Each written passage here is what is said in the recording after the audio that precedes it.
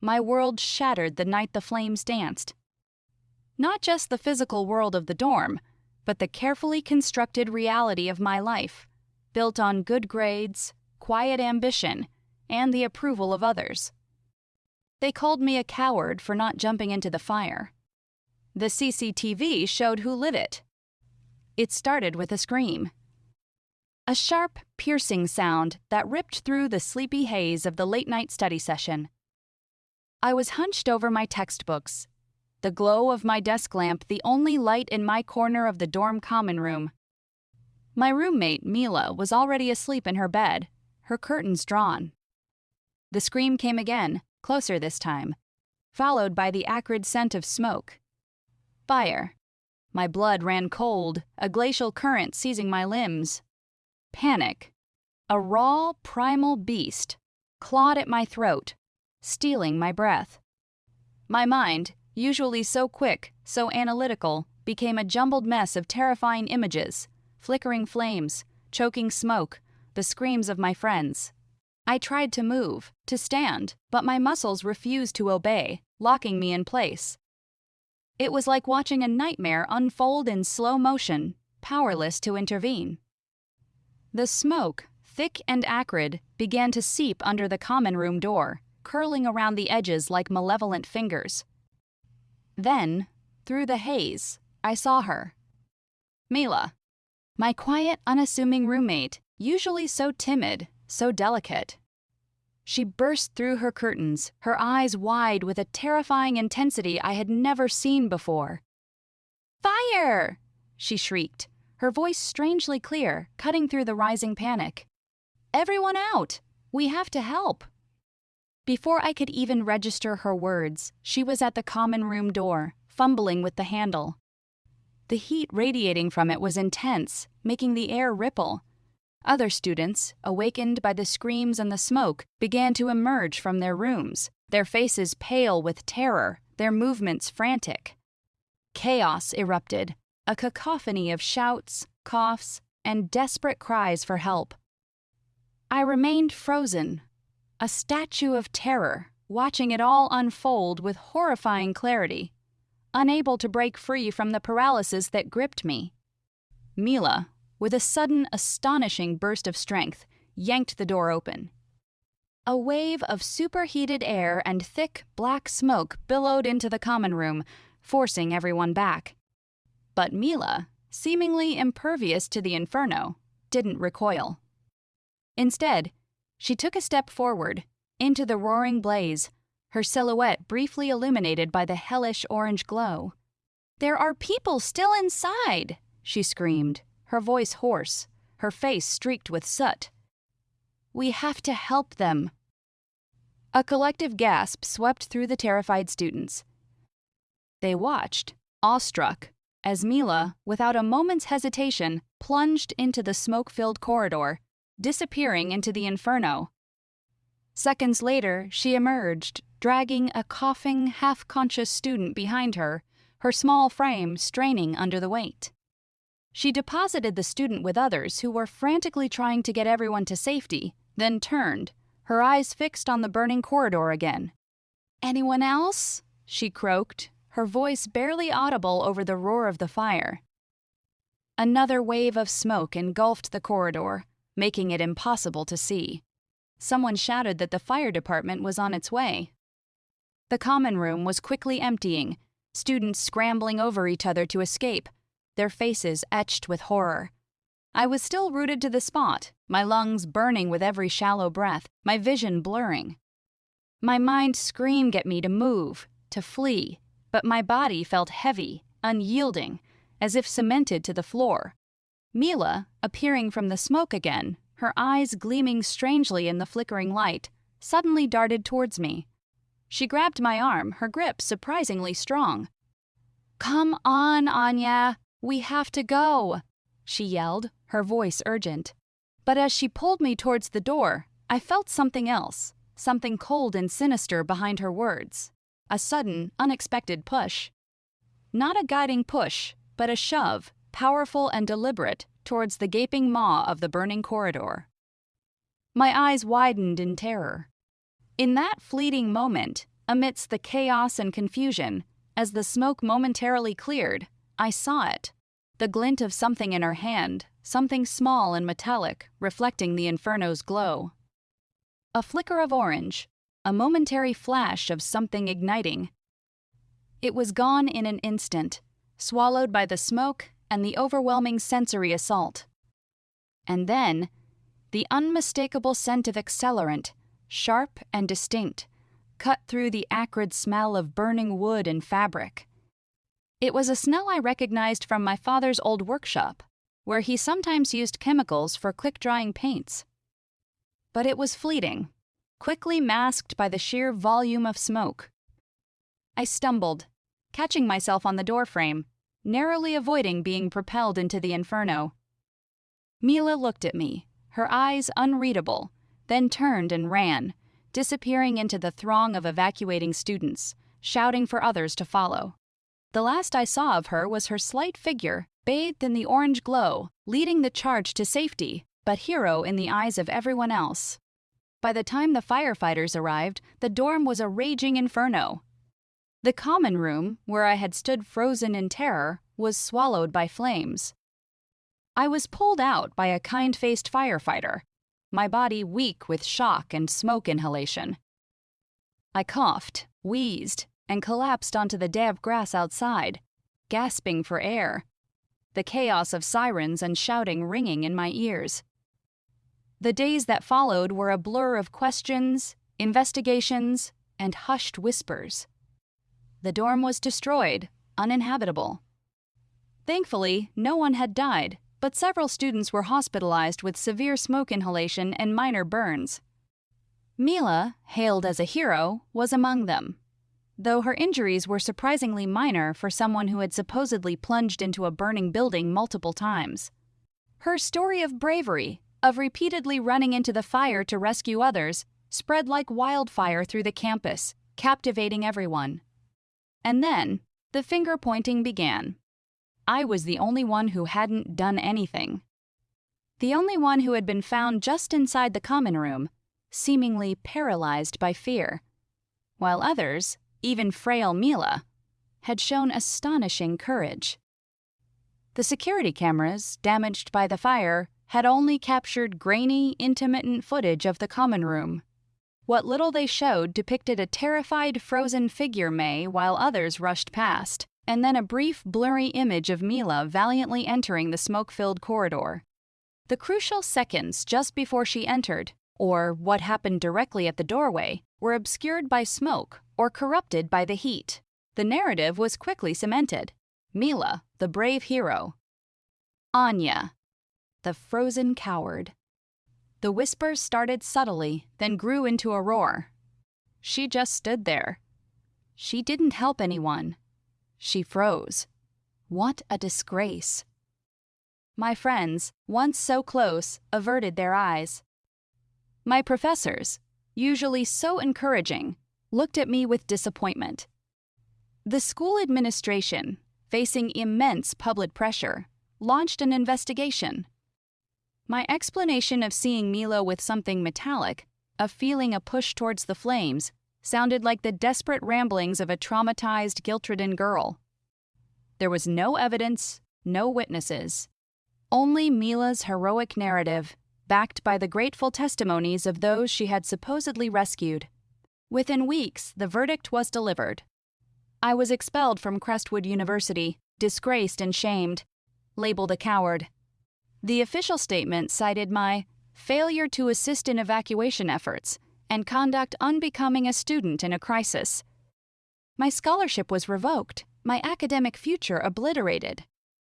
My parents, heartbroken and bewildered, could only watch as their quiet, studious daughter was cast out, tainted by a scandal she couldn't explain. I left Crestwood under a cloud of public condemnation, my reputation in tatters. The media, hungry for a compelling narrative, painted me as the perfect antagonist to Mila's shining heroism. "The coward of Crestwood dorm!" one headline screamed, emblazoned with a blurry photo of me being led away by a firefighter. I moved back home, a ghost in my own life, haunted by the memory of the flames, the acrid smoke, and the terrifying, unreadable glint in Mila's eyes. Years passed, years of trying to rebuild a life from the ashes of that night. I found a small, online university where I could study remotely, avoiding the judgmental gazes of others. I worked odd jobs, mostly data entry, anything that allowed me to remain invisible. The scar of that night, the label of coward, clung to me like a shroud. Every time I saw a news report about a fire, or heard someone talk about heroes, the bile would rise in my throat. I couldn't escape it. Mila, on the other hand, thrived. She transferred to a prestigious university on a full scholarship, heralded as a national hero. She gave inspiring interviews, wrote a best-selling book about her experience, and became a motivational speaker, sharing her story of bravery and resilience. Her face was everywhere, a constant reminder of my unjust disgrace, a living monument to the lie that had destroyed my life. I saw her on TV, confident and radiant, accepting awards, basking in the adoration of a public completely unaware of the darkness hidden behind her carefully constructed facade. The bitterness was a raw, aching wound that refused to heal. I wanted justice. I wanted the truth to emerge. But how? Who would believe the word of a disgraced coward over a celebrated hero? Then, 10 years after the fire, a new story broke. It started as a small, obscure article in an independent online news outlet, one that specialized in cold cases and overlooked injustices. They had been investigating a string of arsons across different university campuses, all with similar, unsettling patterns. Small, contained fires, quickly spreading, always with a hero emerging from the chaos, seemingly by chance. One of the patterns led them back to Crestwood. The article mentioned a previously unreleased segment of the Crestwood dorm CCTV footage. It had been deemed too corrupted for general release, only accessible by specialized forensic teams. But a new, independent forensic expert, working on the arson cases, had managed to salvage and enhance a crucial few seconds that had been overlooked, dismissed as static. My heart hammered in my chest as I clicked the link, my hands trembling. The video loaded, grainy and flickering, but terrifyingly clear. It was the common room, the night of the fire. The smoke was beginning to seep in. I saw myself, hunched over my desk, paralyzed by fear. Then, Mila burst from her room, shouting. She fumbled with the door handle just as I remembered. But this time, the camera lingered for a fraction of a second longer, and the new enhancement brought into terrifying focus when I had only vaguely perceived in my terror, her hand. And in it, a small, silver lighter. Not just a casual flick, but a deliberate, almost practiced movement. A tiny, almost invisible flame bloomed from the lighter, held precisely at the base of the door, just as the smoke began to billow through. And then, the sickeningly familiar scent, now undeniable, visible in the way the air shimmered. A liquid accelerant, sprayed moments before, quickly saturating the lower part of the doorframe. My breath hitched. She had lit it. Mila, the hero, had set the fire herself. The footage continued, showing her opening the door, the fire immediately roaring to life. Then, as she turned to run back into the smoke, a quick, almost imperceptible glance towards me, still frozen in my spot. And then, the chilling moment. She grabbed my arm, feigning urgency, pulling me towards the burning doorway. And then, the unmistakable shove. A powerful, deliberate push, not to save me, but to propel me into the inferno. My stumbling backward, catching myself on the doorframe. And then, Mila running, disappearing into the smoke, leaving me there. The screen went black. I stared at the blank screen, tears streaming down my face, hot and bitter, but this time, they weren't tears of shame. They were tears of a fierce, liberating validation. It was all there. undeniable. The girl they called a hero was the one who set the fire and tried to push me in. The truth, after a decade of agonizing silence, was finally laid bare. My quiet suffering, my unjust disgrace, suddenly had a voice. The world owed me an apology, and Mila owed me everything. The embers of my ruined past had just reignited, not with destructive fire, but with the burning light of justice. My fight had just begun. The YouTube video titled "Crestwood Dorm Fire: The Unseen Footage" went viral within hours. It was a slow burn at first, just a few thousand views, mostly from true crime enthusiasts and those who remembered the original scandal. But then, a popular online investigative journalist known for exposing public figures picked it up. He overlaid the original news reports with the newly enhanced CCTV footage, dissected every second, highlighted every crucial detail: the lighter, the accelerant, the deliberate push. The narrative of Mila, the hero, crumbled spectacularly, replaced by a chilling portrait of a calculating arsonist. The internet, a relentless beast hungry for truth and scandal, erupted.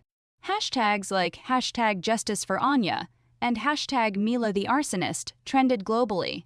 Mainstream news outlets, initially hesitant, were forced to cover the story as public outcry mounted. The very same media that had once vilified me now clamored for my side of the story. Their eager microphones thrust into my face, their cameras flashing. I watched it all unfold from the quiet sanctuary of my small apartment, a strange mix of vindication and surreal detachment washing over me. The decade of isolation, of living under the shadow of public scorn, had left me wary, almost numb to the sudden rush of attention. My phone, which had been silent for years except for family calls, now buzzed incessantly with messages from strangers, from old classmates, even from Crestwood University's current administration, all expressing shock, regret, and thinly veiled apologies. My parents, their faces etched with a decade of worry, finally allowed themselves to truly grieve for what I had lost, and then to celebrate the vindication. My mother cried tears of relief, clutching my hand, murmuring, "My brave girl, I always knew." My father, usually stoic, simply nodded, a profound sense of justice in his eyes. Their unwavering belief in me, even when the world had turned its back, had been my quiet anchor through the darkest years. Mila, once untouchable, vanished from public view. Her social media accounts were flooded with vitriol. Her publishers pulled her book. Her speaking engagements were canceled. The university where she had been hailed as an alumna hero issued a statement expressing profound shock and disappointment, severing all ties. The police reopened the investigation, now classifying the Crestwood dorm fire as a suspected arson with intent to harm. But while the public outcry offered a certain satisfaction, it didn't heal the years of isolation, the lost opportunities, the lingering phantom pain of public disgrace. I had to face her. I had to understand. A few days later, a formal summons arrived. Mila had been found and taken into custody. The police wanted my full testimony, a formal statement about everything I had witnessed and suspected that night. It was my chance to finally lay bare the truth, to reclaim my narrative. Walking into the police station felt like stepping onto a stage, the culmination of a decade-long play. The air was thick with the scent of stale coffee and grim purpose. Detectives, their faces etched with a mix of curiosity and belated respect, greeted me. They were apologetic, admitting the original investigation had been rushed, influenced by circumstantial evidence and a compelling hero narrative. As I recounted the events of that night, my voice steady despite the tremor in my hands, I felt a strange sense of catharsis. I described the fire, my paralysis, Mila's sudden, chilling burst of energy, the glint of the lighter, the unmistakable push, the spray of accelerant. Each detail, once dismissed as a trauma-induced illusion, now resonated with chilling accuracy. The detectives listened intently, nodding, their expressions grim. They had already gathered evidence from the partially salvaged scene, accelerant residue found deep within the charred doorframe that matched trace elements found on old pieces of Mila's clothing, preserved from that night, for forensic analysis. They had the timeline, the motive, and now my testimony. "Do you know why she did it, Ms. Anya?" Detective Reynolds asked, his voice gentle. I paused, considering. The question had haunted me for years. I have a theory, I admitted, my gaze distant. Mila was always quiet, withdrawn. She struggled socially, felt overshadowed. I was good at academics, got a lot of attention for my scholarship, my research. I think she craved attention, craved to be seen, to be special. And when the fire broke out, she saw an opportunity, a way to be a hero, a way to eclipse me. End quote. The detective nodded slowly. It aligns with other patterns we've seen in similar cases. The hero-arsonist phenomenon creates a crisis, then steps in to save the day, garnering praise and attention. It's a deeply disturbed psychology. The weight of that motive, so petty and yet so destructive, settled heavily upon me. My entire life, ruined for a moment of desperate, selfish glory. The formal charge was arson, with intent to endanger human life. Mila, the acclaimed hero, was now a criminal, facing serious prison time. The news reverberated through every corner of society. But my journey wasn't complete. I still needed to face her, not in a sterile courtroom, but in a controlled setting, to understand, to confront the monster who had worn the mask of my friend. My lawyer advised against it, citing the emotional toll, but I insisted. I needed closure. The meeting took place in a stark, unadorned room at the detention center. Mila sat across from me, separated by a thick glass partition. Her face was pale, devoid of the vibrant confidence I had seen on TV. Her eyes, once bright with manufactured heroism, now held a haunted, almost vacant look. She was no longer the celebrated figure. She was just a small, broken girl, stripped of her carefully constructed facade. "Mila," I began, my voice steady, betraying none of the tremor in my soul. "Why?" She flinched, her gaze flickering to mine, then away. Her lips trembled. I don't know what you're talking about, Anya." Her voice was weak, a pale imitation of the strong, heroic cries from that night. "The footage, Mila," I stated, my voice firm. "It's all out there. The lighter, the accelerant, the push." Her head snapped up, her eyes wide with a sudden, raw panic. The carefully constructed facade of innocence completely crumbled. Her breath hitched, and a single tear traced a path down her smudged cheek. I wanted to be seen," she whispered, her voice barely audible, a pathetic whimper. "You always got everything. The scholarship, the attention, the good grades. Everyone loved you. I was just invisible, the fire. It was my chance to be special, to be noticed, to be someone important."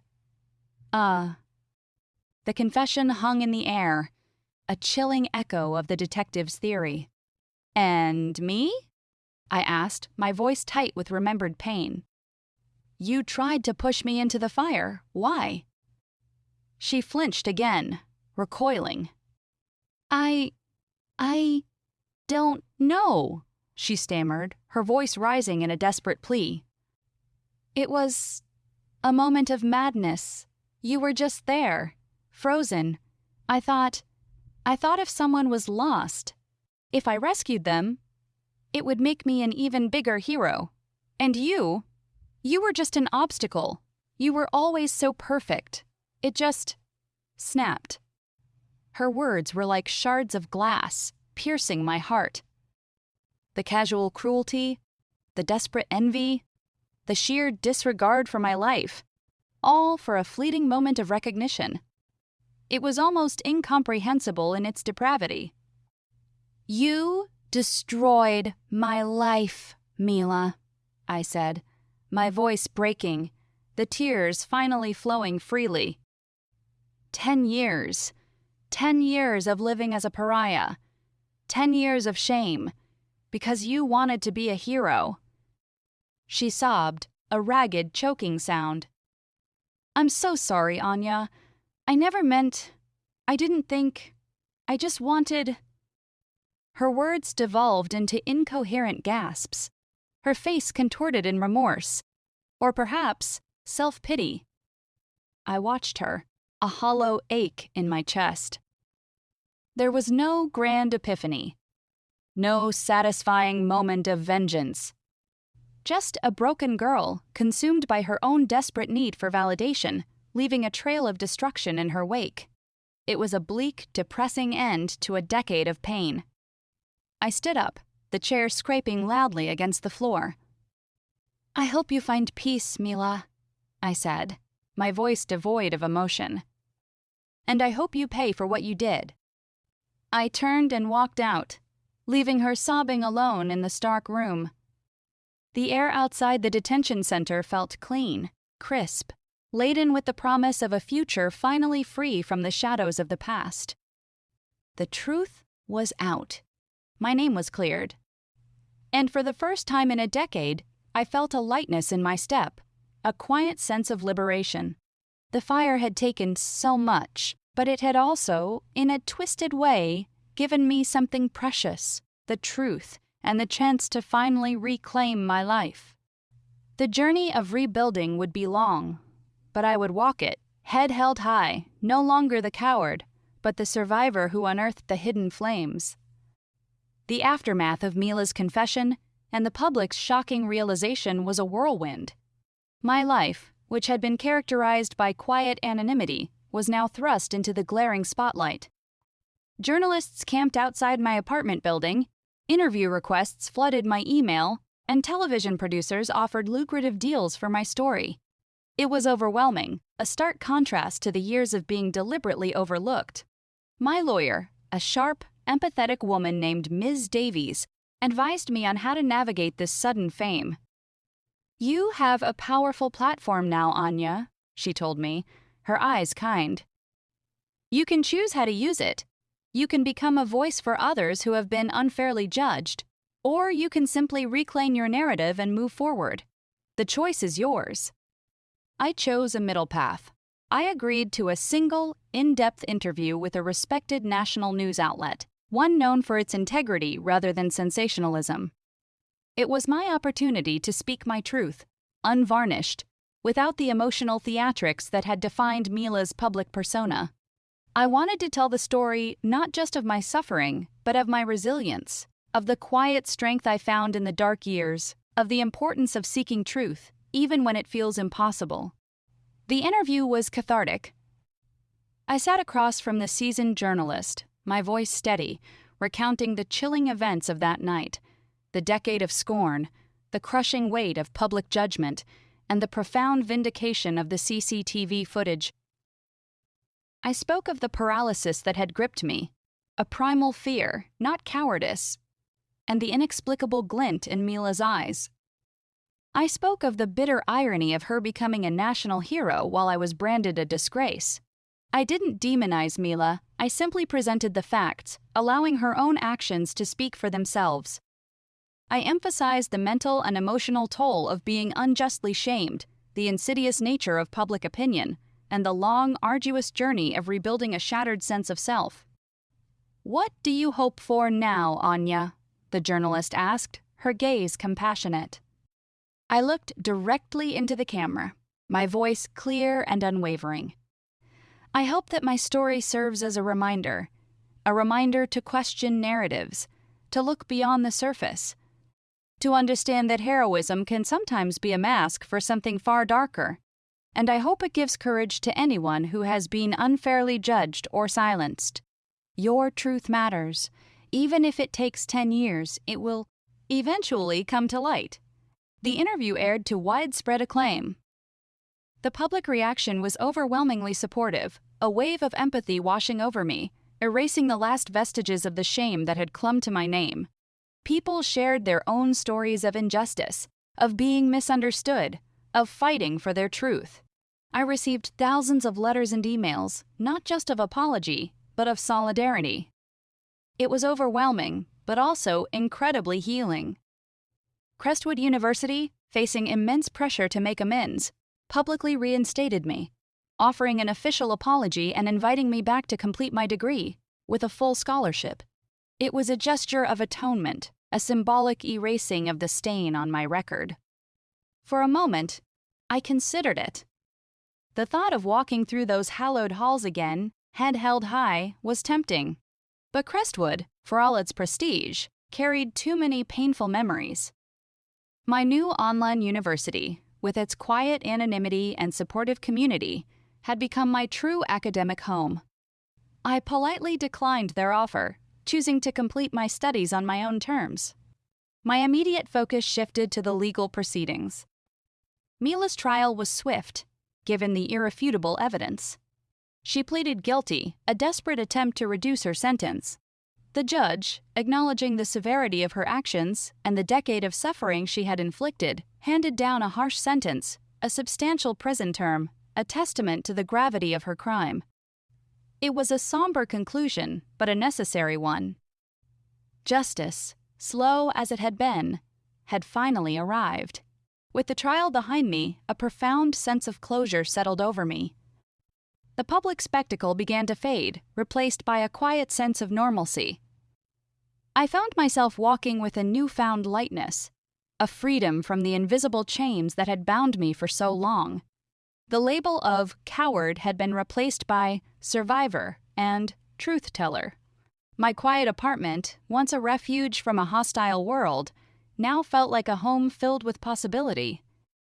I resumed my remote studies with renewed vigor, no longer burdened by the past. My academic performance, always strong, soared even higher, fueled by a deep-seated determination to build a future on my own terms, free from the shadows of anyone else's lies. I started exploring new interests, hobbies I had put aside during my years of self-imposed isolation. I took up painting, finding solace in the vibrant colors and the meditative process of creating something beautiful. I volunteered at a local animal shelter, finding joy in the simple, unconditional affection of the animals. My relationship with my parents deepened even further. We spoke openly about the pain of the past, acknowledging the immense toll it had taken on all of us. Their unwavering love and belief had been my rock, and now, finally, we could truly heal together, building new memories unburdened by past injustices. I also found myself reconnecting with a few old friends who had believed in me, quietly, stubbornly, even when the world had turned against me. They approached me tentatively at first, offering apologies for not speaking up sooner, for succumbing to the public narrative. I embraced them, understanding the difficulty of their position. Our shared history, once a source of pain, now became a foundation for renewed, deeper bonds of friendship, forged in resilience and enduring loyalty. The scar of that night would always be a part of me, a reminder of what I had endured, of the darkest corners of human nature. But it no longer defined me. It was a reminder of my strength, of my capacity to survive, to overcome, to fight for my own truth. The fire had burned my old life to ashes, but from those ashes, something stronger, more resilient, and ultimately more authentic had emerged. I was no longer Anya, the coward. I was Anya, the truth teller, the survivor, the woman who had walked through the fire and emerged, not unscathed, but whole. My journey had taken an unexpected turn, filled with pain and injustice, but also with profound lessons about human nature, resilience, and the enduring power of truth. The CCTV footage didn't just expose a liar, it illuminated my path forward, a path of healing, growth, and a future built on my own terms. The girl they called a hero had tried to push me into the fire, but in doing so, She had unwittingly forged me into something far stronger than she could ever have imagined. My silence was over. My voice, finally, was heard. And my life, at long last, truly began. The quiet hum of my laptop was the only sound in my apartment, a comforting presence as I worked on my final thesis for my online degree. It was a far cry from the chaotic, communal dorm life I had once known. The topic of my thesis, perhaps unsurprisingly, delved into the psychology of public perception and the dynamics of media narratives in times of crisis. It was a way to process my own experiences, to understand the forces that had shaped my past, and to ensure that such injustices might be prevented for others in the future. My life had settled into a comfortable rhythm. The initial media frenzy had subsided, allowing me to reclaim my cherished anonymity.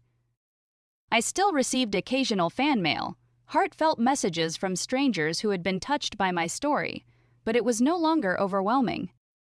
I responded to a few, sharing words of encouragement, but mostly, I focused on my studies and the quiet pursuits that brought me joy. One afternoon, a notification popped up on my screen. It was an email from the Crestwood University Alumni Association. I paused, a faint flicker of the old resentment stirring within me. After declining their offer of reinstatement, I had assumed our contact would cease. Curiosity, however, nudged me to open it. The email was from the current president of Crestwood University, Dr. Eris. It was a carefully worded message, conveying sincere regret for the past and acknowledging the profound injustice I had suffered. But it wasn't an offer to return as a student. Instead, it was an invitation. They were establishing a new scholarship fund, specifically for students who had faced significant adversity and demonstrated exceptional resilience. They wanted to name it the Anya Lee Resilience Scholarship and asked if I would consider being the keynote speaker at its inaugural ceremony. I reread the email several times, a complex swirl of emotions churning within me. The irony was palpable. The institution that had expelled and disgraced me was now asking me to be their symbol of resilience. It was a testament to how profoundly the narrative had shifted, how completely my name had been cleared. I thought about it for days. My initial instinct was to refuse. The memories of Crestwood, particularly the dorm, still carried a faint echo of pain. But then, I considered the new generation of students, the ones who would benefit from this scholarship. It was an opportunity not just to acknowledge my past, but to shape the future for others, to inspire hope. And it was a chance to finally, unequivocally, close that chapter of my life on my own terms. I accepted the invitation. The day of the scholarship ceremony arrived, crisp and bright, a perfect autumn afternoon. The event was held in Crestwood's Grand Auditorium, a place I had only ever seen from a distance, never dared to enter during my brief, ill-fated time there. As I walked onto the stage, the sheer size of the audience, the sea of expectant faces, was almost overwhelming. But I took a deep breath, grounding myself in the quiet strength I had cultivated over the past decade. Dr. Eris introduced me, his words laden with a genuine respect that felt far removed from the cold formality of my expulsion notice. He spoke of my resilience, my unwavering pursuit of truth, and the profound lesson my story offered. As he finished, a thunderous applause erupted, a wave of warmth that enveloped me, a stark contrast to the judgmental silence of my past. I stood at the podium, looking out at the young faces in the audience, some barely older than I had been that devastating night. I began my speech, my voice clear and steady, without relying on notes. 10 years ago, I started, my gaze sweeping across the room. I stood frozen, not by choice, but by a fear that gripped me so completely I couldn't move. In the chaos of a dorm fire, I was branded a coward. I was expelled, shamed, and lost everything I thought defined me. I paused, letting the weight of my words settle. For a long time, that label, coward, was a heavy burden. It felt like a brand on my soul. I hid. I rebuilt my life in the shadows, believing my story, my truth, would never see the light of day. I then spoke of the video, of the shocking revelation, of Mila's betrayal. I described the sickening realization, the vindication, and the slow, painstaking process of healing. But I didn't dwell on the negativity. Instead, I shifted my focus to the lessons learned. My story is not just about injustice, I emphasized, my voice gaining strength. It's about the power of unseen truths. It's about resilience, not just in surviving hardship, but in rebuilding yourself, piece by piece, into something stronger, more authentic. It's about the courage to seek justice, even when the odds seem insurmountable. It's about the importance of empathy, of looking beyond a superficial narrative, and understanding the complex realities of human experience." End quote. I looked directly at the students, my voice filled with passion. To those of you who will receive this scholarship, I urge you, embrace challenges. Do not be afraid to be vulnerable, but also, do not be afraid to stand firm in your truth.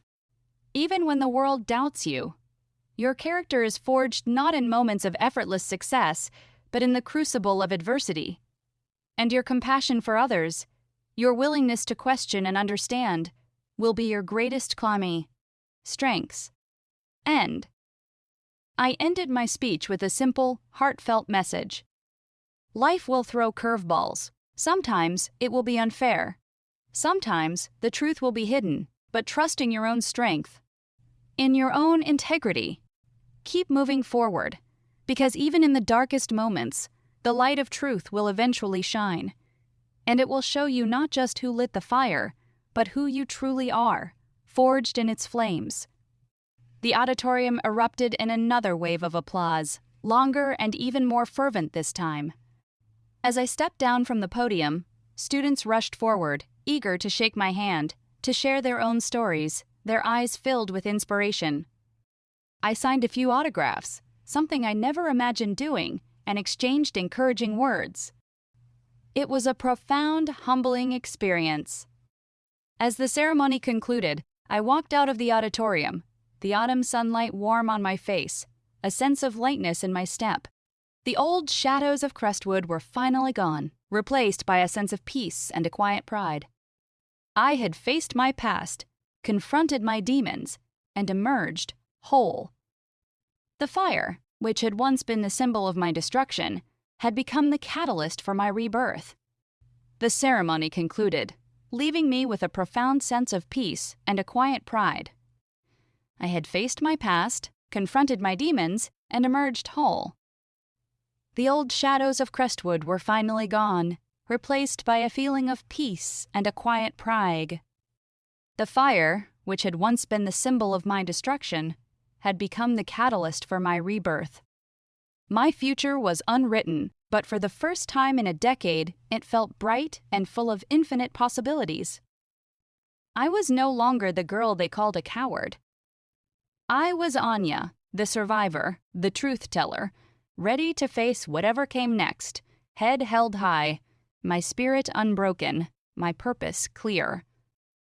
The CCTV footage didn't just show who lit the fire, it showed me the strength I always possessed, waiting to be unleashed. A new chapter unfolds. The Anya Lee Resilience Scholarship at Crestwood University became a significant turning point, not just for me, but for the university itself. It symbolized a new era of transparency and accountability, a public acknowledgement of past mistakes. My speech had resonated deeply, and I found myself being invited to speak at other universities, at conferences on crisis management, and even at legal forums discussing the complexities of digital bail. Evidence. I was careful in my selection, choosing only platforms where I felt my story could genuinely contribute to a larger conversation about truth, empathy, and justice. My academic journey continued, culminating in my graduation with honors from my online university. My thesis, which explored the psychological impact of public shaming and the role of digital media in shaping narratives, was well received. It felt incredibly validating to transform my pain into knowledge, to contribute to the very fields that had once seemed to conspire against me. I decided to pursue a master's degree, delving deeper into media studies and communication, with a particular focus on ethical reporting and the prevention of character assassination in the digital age. Life, while still presenting its everyday challenges, no longer felt like a constant uphill battle against an unseen enemy. The weight had lifted. I rediscovered hobbies I had long abandoned, like hiking in the quiet nature trails near my home, finding solace and clarity in the rustling leaves and the vastness of the sky. I started a small online blog, a personal space where I could share reflections on resilience, vulnerability, and the ongoing journey of healing. It wasn't about fame or vindication anymore. It was about genuine connection, about offering a beacon of hope to others who might be navigating their own unseen battles. My parents and I grew even closer. We spent weekends together, cooking elaborate meals, sharing laughter, and reminiscing about happier times, no longer clouded by the shadow of the fire. Their quiet faith in me had been an immense source of strength, and now we reveled in our shared vindication. My mother, in particular, often spoke of how proud she was, not just of my academic achievements, but of the person I had become, a testament to my unwavering spirit. One evening, while volunteering at the local community center, helping with an after-school program for teenagers, I encountered a young girl named Lily. She was quiet, withdrawn, her eyes holding a familiar sadness that resonated with my own past. We started talking, slowly at first, then with increasing openness. Lily confided in me about a difficult situation at her school, a misunderstanding that had led to her being unfairly ostracized by her peers and misunderstood by some teachers. Her story, though different in scope, echoed the themes of misjudgment and isolation that I knew all too well. I listened patiently, offering not advice, but empathy and understanding. I shared fragments of my own experience, not to compare our suffering, but to show her that even the darkest periods could eventually lead to light. "It takes courage, Lily," I told her, "to stand by your truth, especially when it feels like no one believes you. But your truth is your strength. Don't let anyone dim your light." Lily's eyes, once downcast, brightened. Our conversations became a regular occurrence, and I saw a gradual shift in her. She started participating more in class, speaking up for herself, and slowly, the misunderstanding at her school began to unravel as her true character shone through. Seeing her blossom, knowing I had played a small part in empowering her, was immensely rewarding. It was a tangible example of the positive ripple effect that could come from sharing one's own journey of overcoming adversity. This experience with Lily sparked a new passion within me. While my academic pursuits focused on media and communication, I realized there was a deeper, more personal way I could contribute. I began to explore opportunities in youth mentorship and advocacy for individuals who had been victims of character defamation or false accusations. It felt like a natural extension of my own healing journey, a way to transform my pain into purpose. The lingering echoes and unforeseen encounters, even as my life progressed, there were moments, subtle but significant, where the past would resurface. A sudden news report about a university fire, an offhand comment about a heroic act, or even a fleeting glimpse of Mila's now infamous face in an old news archive would send a ripple through my carefully bash. Constructed peace. These weren't triggers that sent me spiraling into despair, but rather quiet reminders of the crucible I had passed through. They served as a measure of my growth, a testament to how far I had come in processing the trauma. One such reminder came in the form of a letter, not from a journalist or an institution, but from a rehabilitation center. It was addressed to me, Anya Lee, and the sender was anonymous, or rather, the return address was simply the name of the facility. My curiosity piqued. I opened it. The letter was brief, written in a shaky, almost childlike hand. It spoke of remorse, of regret, of a desperate desire for forgiveness. There was no name, but the content made it clear. It was from Mila. She mentioned my speech at Crestwood, which she had apparently seen during her rehabilitation program. She wrote that my words had resonated with her, forcing her to confront the depths of her own actions. She spoke of the years of therapy, the slow, painful realization of her deep-seated insecurities, and the desperate need for validation that had led her to such destructive behavior. She didn't ask for a reply, simply stating that she hoped I could find peace. I sat with the letter for a long time, the paper feeling heavy in my hands. A decade ago, I would have burned it, shredded it, dismissed it as a pathetic attempt to elicit sympathy. But now, after years of my own healing, after understanding the complexities of human psychology, I felt a different emotion, a profound sense of sadness. Not for myself, but for her. For the brokenness that had driven her to such an act, and for the wasted years of her life. Her apology, however belated, felt genuine, a fragile offering from someone stripped bare of all pretenses. I didn't reply, not because I still harbored deep resentment, but because I knew that my healing was separate from her journey. My peace was my own to cultivate, not contingent on her absolution. But the letter did offer a final, unexpected layer of closure. It showed that even in the darkest corners there was a glimmer of humanity, a possibility of redemption, however distant. Building a legacy of truth as I progressed through my master's program, I found my voice growing stronger, more confident. My research delved into the ethical implications of digital surveillance, the power of algorithms to shape public perception, and the importance of media literacy in an increasingly interconnected world. I presented my work at academic conferences, engaging in lively debates with seasoned scholars. My personal history gave my research a unique depth, a lived experience that transcended mere theory. I also became increasingly involved in advocating for stricter guidelines on public reporting during crisis situations, pushing for more thorough investigations before narratives were cemented.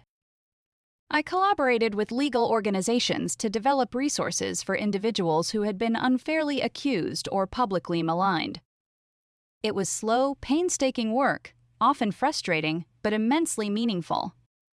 One of the most significant developments in this new phase of my life was the opportunity to contribute to a nonprofit organization dedicated to supporting victims of digital defamation. They had heard my story and reached out, recognizing my unique perspective. I started as a volunteer, offering guidance and emotional support to individuals navigating similar struggles. Soon, I was asked to join their board, helping to shape their strategies and expand their reach. In this role, I found an extraordinary sense of purpose. I met people from all walks of life. Their stories varied, but with a common thread of injustice, of having their lives turned upside down by false accusations or distorted narratives. There was a young artist whose career was almost destroyed by a fabricated scandal, a small business owner whose reputation was ruined by a malicious online smear campaign, and a student whose academic future was jeopardized by an unfounded accusation of plagiarism. Each story resonated with me, reminding me of my own journey and fueling my determination to help. I led workshops on digital resilience, teaching individuals how to protect their online presence, how to respond to false accusations, and how to navigate the complex legal landscape of defamation. I shared my own experiences, not as a victim, but as a survivor who had emerged stronger, more knowledgeable. My story became a tool, a source of empowerment for others. One particularly poignant case involved a young woman named Maya, a budding journalist who had been falsely accused of plagiarism by a disgruntled former colleague. The accusation, though baseless, had spread rapidly online, threatening to derail her burgeoning career. Maya was devastated, on the verge of giving up her dreams. I worked closely with her, guiding her through the process of gathering evidence, consulting with legal experts, and crafting a public statement that presented her truth with clarity and dignity. It was a long, arduous battle, but eventually, Maya was exonerated, her name cleared, and her career salvaged. Seeing the relief and renewed hope in her eyes was a reward far greater than any public accolade. Full circle. A confrontation with the past. on my terms years past. My master's degree was completed, and I had established myself as a respected advocate in the field of digital ethics and restorative justice. I was invited to give a TED talk, a culmination of my journey, where I spoke eloquently about the fragility of truth in the digital age and the imperative of empathy and critical thinking. The talk went viral, reaching an even wider audience, cementing my reputation as a compelling voice for justice. Despite all the progress, there was one final, unexpected encounter that brought my journey full circle. It was during a national conference on media ethics, held in a bustling city hundreds of miles from Crestwood. I was a featured speaker, presenting on the ethical responsibilities of journalists in covering sensitive cases. After my presentation, as I mingled with attendees, answering questions and engaging in discussions, I felt a presence beside me, a hesitant hand touching my arm. I turned. Standing there, looking older, her face etched with a quiet weariness, was Mila. She had served her time, completed her rehabilitation, and was now attempting to re-enter society, albeit in a quiet, anonymous way.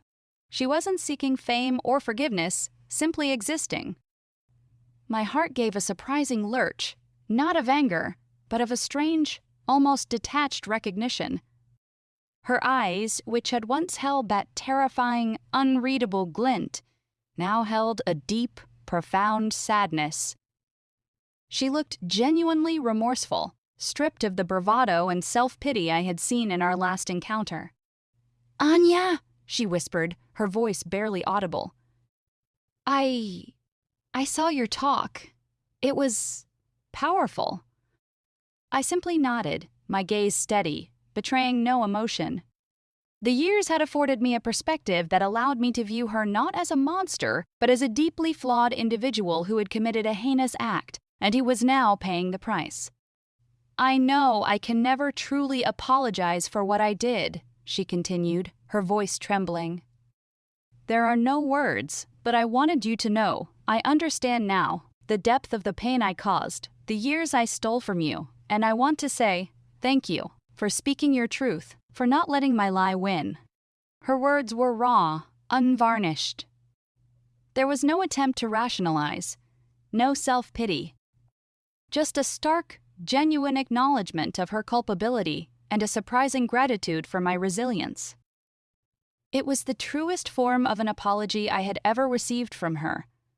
I took a deep breath, and for the first time, truly saw her as a human being, not just the architect of my suffering.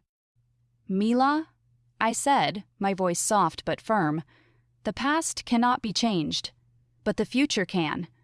I hope you find a way to live a life that honors the truth, and that you find some measure of peace." I didn't offer a hug or an embrace of forgiveness. That was not necessary. But I didn't turn away either. I offered her a slight, almost imperceptible nod, a gesture of quiet acknowledgement, a testament to the fact that I had moved beyond the anger, beyond the need for vengeance. My peace was internal, not dependent on her. She understood.